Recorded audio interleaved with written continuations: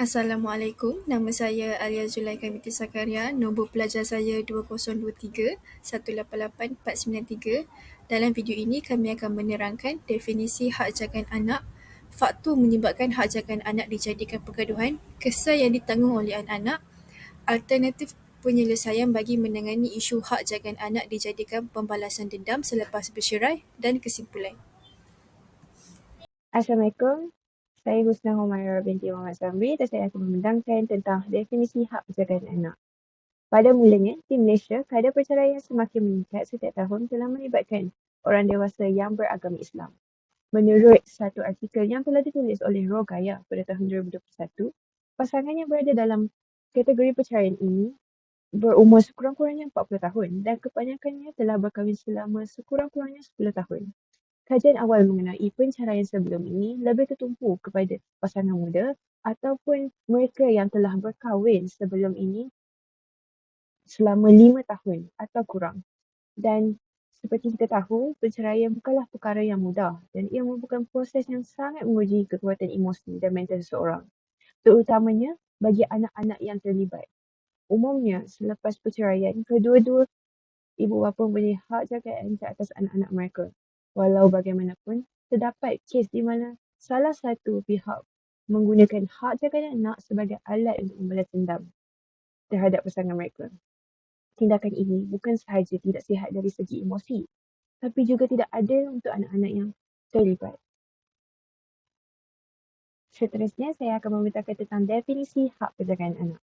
Hak penjagaan anak boleh didefinisikan sebagai hak yang diberikan kepada salah satu atau kedua orang tua untuk mengasuh, merawat dan mendidik anak mereka setelah perceraian atau pemisahan. Selain itu, ia juga merujuk kepada hak ibu bapa untuk menjaga dan membesarkan anak-anak mereka selepas perceraian. Hak ini merangkumi tentang kesihatan, pendidikan, agama dan kegiatan seharian seorang anak. Dan tujuan utama hak penjagaan anak adalah untuk melindungi kepentingan dan kesejahteraan anak serta memastikan bahawa anak tetap terhubung dengan kedua orang tuanya. Hak jagaan anak boleh dikongsi di antara kedua-dua ibu bapa atau boleh diberikan secara tunggal kepada salah satu pihak. Dan keputusan tentang hak jagaan anak akan dibuat berdasarkan kepentingan terbaik anak-anak. Selain itu, terdapat juga definisi hak penjagaan anak dari sudut pandangan Islam. Dari segi Islam, tanggungjawab ibu bapa disebut sebagai hak penjagaan hadanah. Hal ini ditegaskan melalui hadis Rasulullah SAW. Wahai Rasulullah, sesungguhnya anakku ini, perutku adalah tempatnya, puting susuku adalah tempat minumnya dan pengkuanku adalah rumahnya, sedangkan ayahnya telah menceraikanku dan ingin merampasnya dariku. Lalu Rasulullah SAW berkata kepadanya, engkau lebih berhak terhadapnya sebelum engkau belum nikah. Menurut Islam juga, ibu kepada anak adalah yang paling berhak mendapatkan hak penjagaan anak berikut putusnya sebuah perkahwinan itu. Selagi dia belum berkahwin dengan suami baru, menurut sabda Nabi Muhammad SAW, kamu lebih berhak kepadanya selagi kamu masih belum berkahwin. Riwayat Al-Bukhari dan Muslim. Ibu mempunyai hak untuk menjaga anak-anaknya yang masih kecil.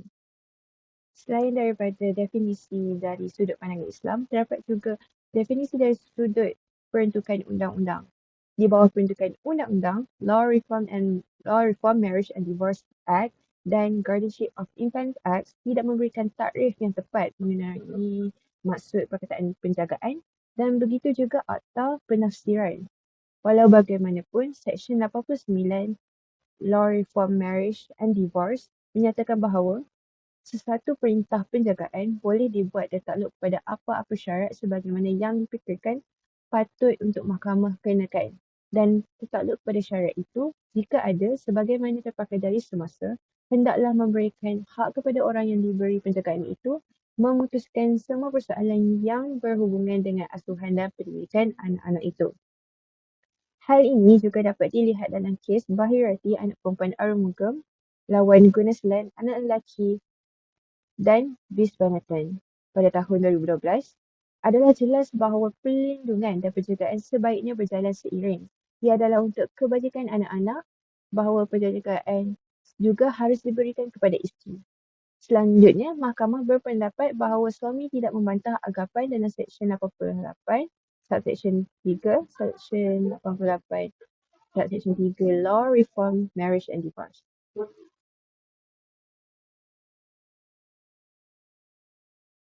Seperti yang telah diketahui umum, kelayakan yang diperlukan untuk mendapat hak penjagaan anak adalah berkeluargaan baik dari segi akhlak Islamiah. Oleh itu, bagi pihak yang tidak mendapat hak jagaan anak, sentiasa berwaspada dalam penjagaan akhlak dalam didikan Islam oleh pihak yang menjaga anak tersebut. Hal yang demikian sering menjadi perbalahan sehingga dibawa kes ke mahkamah untuk menuntut semula hak penjagaan anak. Di dalam kes Mat Gani bin Ismail lawan Samsiah binti Mansur, seorang bapa telah hilang kelayakan penjagaan anak kerana gagal memberi nafkah yang secukupnya serta tingkah laku yang baik untuk mendidik anak dari segi akhlak dan agama. Oleh yang demikian, ibu kepada anak telah menuntut hak semula penjagaan anak. Mahkamah memutuskan bahawa ibu harus menjaga anak-anak dan bukannya bapa kerana ibu adalah contoh yang lebih baik tentang tingkah laku dan nilai yang baik. Nafkah adalah keperluan asas untuk kanak-kanak untuk terus hidup sehingga mereka dewasa dan boleh hidup berdikari. Oleh itu, anak-anak yang masih di bawah umur, khususnya yang berada dalam tempoh hadanah, berhak mendapat nafkah daripada bapanya atau orang yang bertanggungjawab di bawah undang-undang syariah. Dalam bidang undang-undang nafkah di Malaysia, nafkah kanak-kanak mengagumi pelbagai keperluan yang komprehensif seperti tempat tinggal, pakaian, penjagaan kesihatan serta pendidikan. Undang-undang syariah menetapkan dua kaedah untuk mewujudkan nafkah kanak-kanak, sama ada dengan memenuhi keperluan ini dengan secukupnya atau dengan membayar kos yang munasabah sepadan dengan kemampuan dan gaya hidup seseorang. Penyelidikan kes pengabaian nafkah telah mendedahkan bahawa punca utama terletak pada sikap mementingkan diri sendiri seorang bapa terhadap perbelanjaan sara hidup asas anak mereka. Bapa sering menggunakan alasan pendapatan yang tidak mencukupi atau terpaksa menanggung anak-anak lain daripada perkahwinan berikutnya sebagai cara untuk mengelak bayaran nafkah yang diarahkan oleh mahkamah. Walau bagaimanapun, adalah penting untuk menyedari bahawa alasan sedemikian hanyalah justifikasi mementingkan diri sendiri yang akhirnya menafikan keperluan asas kanak-kanak yang tidak bersalah. Dalam sesetengah kes, bapa cuba mendapatkan hak penjagaan anak mereka kerana mereka tidak mahu memberikan sokongan keuangan kepada bekas isteri mereka yang menjaga anak-anak. Selain itu, keinginan si bapa untuk membalas dendam terhadap bekas isteri serta kekecewaannya kerana tidak mendapat hak penjagaan anak turut menyebabkan dia tidak mengindahkan pemberian nafkah kepada anak-anaknya. Walaupun tidak mendapat hak hadanah terhadap anak-anak, ia tidak bermaksud bahawa pihak tersebut tidak dibenarkan untuk berjumpa dan meluangkan waktu bersama anak-anaknya. Hak hadanah yang diberikan kepada sesuatu pihak bukanlah satu bentuk pemilikan pihak tersebut terhadap anak-anak. Ibu bapa yang tidak mempunyai hak penjagaan sering menghadapi halangan untuk melawat dan meluangkan masa bersama anak mereka. Di Malaysia, peruntukan ziarah atau lawatan ini diperuntukkan dalam setiap enactment keluarga Islam di setiap negeri. Sebagai contoh, Akta 303 Seksyen 87 membenarkan mahkamah memberikan hak lawatan kepada ibu bapa atau ahli keluarga yang tidak diberikan hak penjagaan kanak-kanak itu atau kepada seseorang daripada keluarga ibu bapa yang telah meninggal dunia. Mahkamah boleh menentukan masa dan tempoh yang sesuai untuk lawatan ini. Mahkamah juga mempunyai kuasa untuk membenarkan ibu bapa atau ahli keluarga bukan jagaan untuk meluangkan masa bersama anak pada tempoh dan kekerapan yang bersesuaian. Walau bagaimanapun, terdapat banyak kes hadanah yang mengaitkan isu penafian hak melawat anak, di mana pihak yang mempunyai hak jagaan menghalang pihak lain daripada berjumpa anak-anak tersebut, malah mungkin melarikan diri bersama anak-anak tersebut ke lokasi yang tidak diketahui. Kadangkala, sesuatu pihak mungkin enggan berkongsi hak penjagaan anak kerana mereka melihat hak jagaan tersebut sebagai pemilikan anak itu dan ingin menguasai keseluruhan hidup mereka. Mereka merasakan bahawa sejak mereka telah diberikan hak penjagaan, mereka tidak perlu berkongsi anak itu dengan orang lain, termasuklah bekas pasangan atau keluarga mereka. Dalam pada itu, keinginan untuk membalas dendam terhadap bekas pasangan kerana masalah rumah tangga atau perceraian menjadi faktor yang mewujudkan halangan akses kepada anak-anak. Halangan ini berdasarkan dendam peribadi antara ibu bapa telah menafikan hak anak-anak dan bertentangan dengan prinsip kebajikan kanak-kanak yang ditekankan oleh undang-undang syariah. Walaupun sudah bercerai, anak-anak masih memerlukan perhatian dan kasih sayang daripada kedua-dua ibu bapa mereka. Kesan yang ditanggung anak. Yang pertama, kesan dalam pemberian harta pusaka atau wasiat. Apabila berlakunya kematian orang yang bukan Islam, telah disebutkan dalam Akta Pembahagian 1958 bahawa pewarisnya adalah ibu, bapa, suami, isteri, anak atau keturunan yang ke bawah. Tidak dinyatakan dalam akta ini bahawa seorang Islam tidak boleh mewarisi harta yang bukan Islam atau sebaliknya. Namun begitu, perkara ini telah berbeza dengan hukum Islam yang menyatakan orang Islam tidak dibenarkan mewarisi harta pusaka orang yang bukan Islam. Berdasarkan hadis riwayat Al-Bukhari dan Muslim, tidak mewarisi seorang Muslim daripada seorang kafir dan tidak mewarisi seorang kafir daripada seorang Muslim. Di sini, telah jelas menunjukkan bahawa terdapat pertentangan antara hukum Islam dengan undang-undang yang diamalkan di Malaysia. Pejabat Mufti Wilayah Persekutuan menyatakan bahawa isu ini menerima pelbagai pendapat daripada para ulama dan telah memutuskan bahawa harta pusaka atau wasiat tersebut hanya boleh diterima sekiranya harta itu dijadikan sebagai hadiah atau pemberian. Ini menunjukkan bahawa anak yang berbeza agama dengan ibu atau bapanya tidak dapat mewarisi harta pusaka secara warisan atau mengikut faraid. Terdapat kes penceraian di Malaysia yang berlaku disebabkan pertukaran agama antara suami dan isteri. Jadi, perkara ini memberi kesan kepada anak-anak apabila mereka perlu menerima wasiat atau harta daripada ibu atau bapa.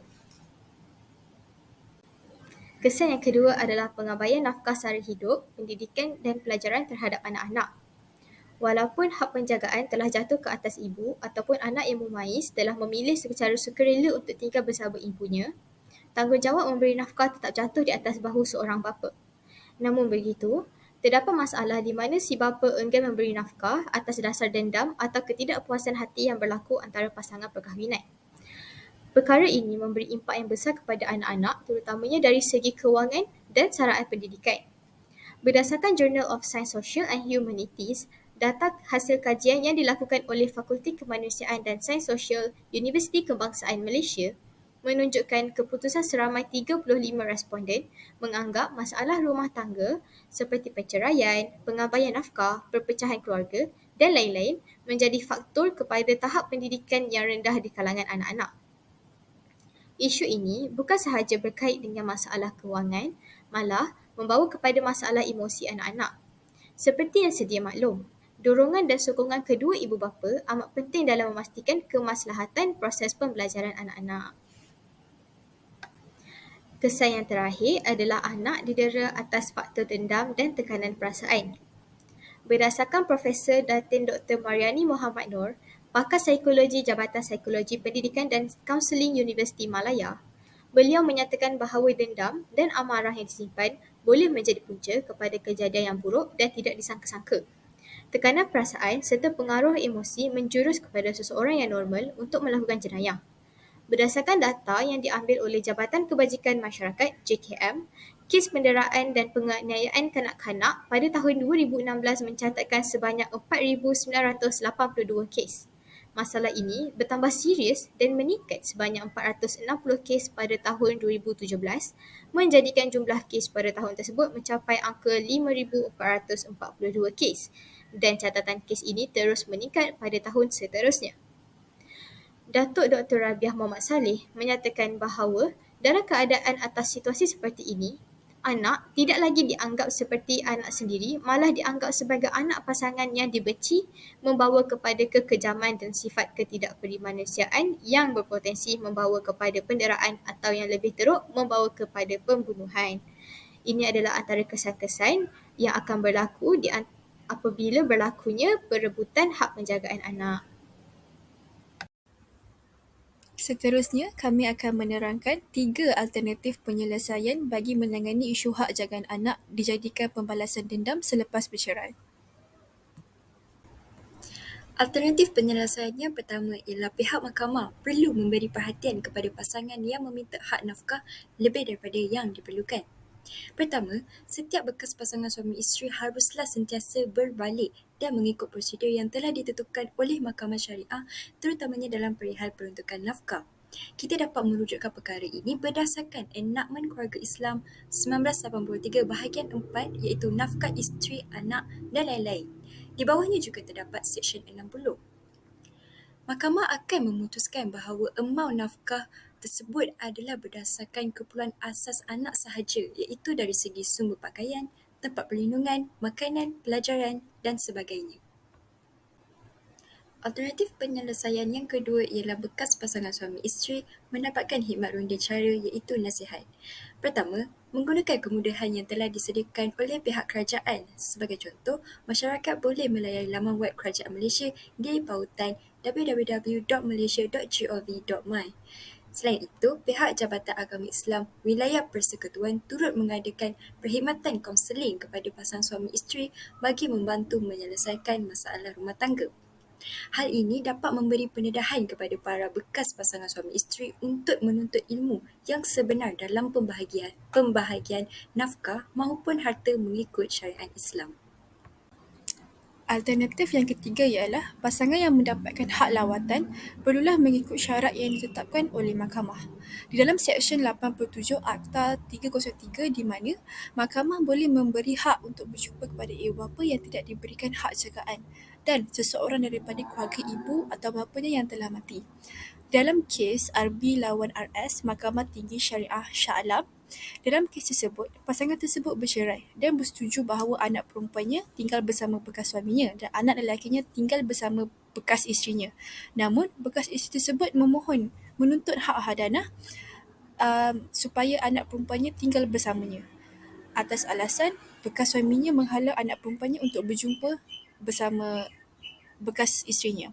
Namun, hakim membuat keputusan bahawa hak jagaan bekas suaminya dikekalkan atas permintaan anak itu sendiri dan bekas isteri tersebut mendapat hak lawatan.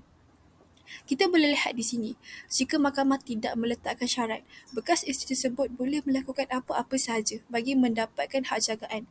Apabila pasangan tersebut mengikut syarat yang sudah ditetapkan di dalam seksyen tersebut, isu balas dendam terhadap pasangan tidak dapat dibangkitkan. Kesimpulannya, penggunaan hak jagaan anak sebagai pembalasan dendam selepas perceraian adalah tindakan yang tidak adil terhadap anak-anak. Faktor-faktor seperti pergolakan agama, pengabaian nafkah sara hidup, didikan, pelajaran serta penolakan lawatan pihak yang tidak mendapat hak jagaan anak menjadi punca pergaduhan berkaitan hak jagaan anak. Anak-anak menghadapi penderitaan mental dan tekanan emosi. Penyelesaian yang disarankan termasuklah memberi perhatian kepada hak nafkah yang wajar dan mendapatkan khidmat ronda cara melalui kaunseling yang disediakan oleh pihak kerajaan serta Jabatan Agama Islam Wilayah Persekutuan. Kejayaan penyelesaian ini bergantung pada kerjasama bekas pasangan suami isteri.